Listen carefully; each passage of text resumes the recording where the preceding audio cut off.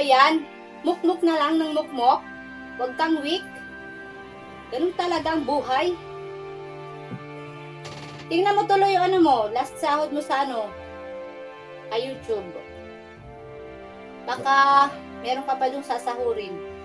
Bangon na dyan, isip ng ano, positive. Huwag nega. Anong oras na ba?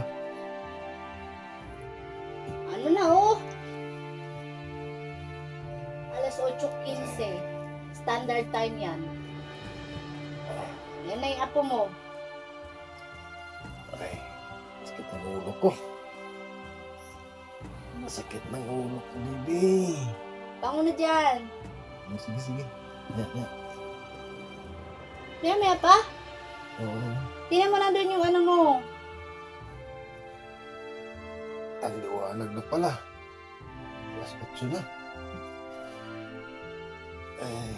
Baka may ano, may sahurin ka pa. Sayang naman. Sige. Magkape lang ako saglit. Aray. Scholar.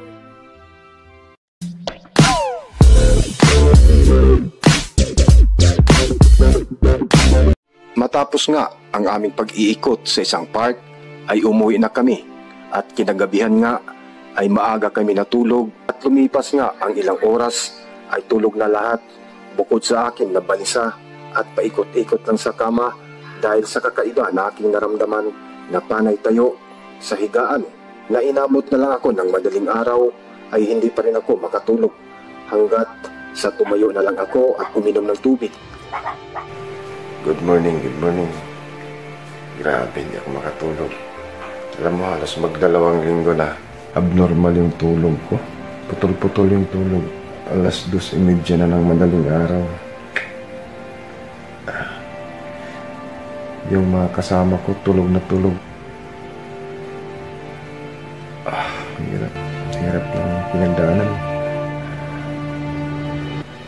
Hirap lang pinagdaanan. Tumayo muna ako dahil hindi ako makatulog. Dami kong iniisip. Halo.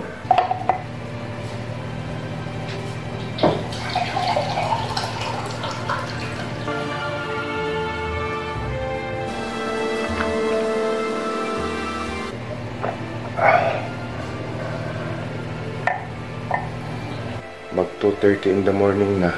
Subukan kong humiga ulit.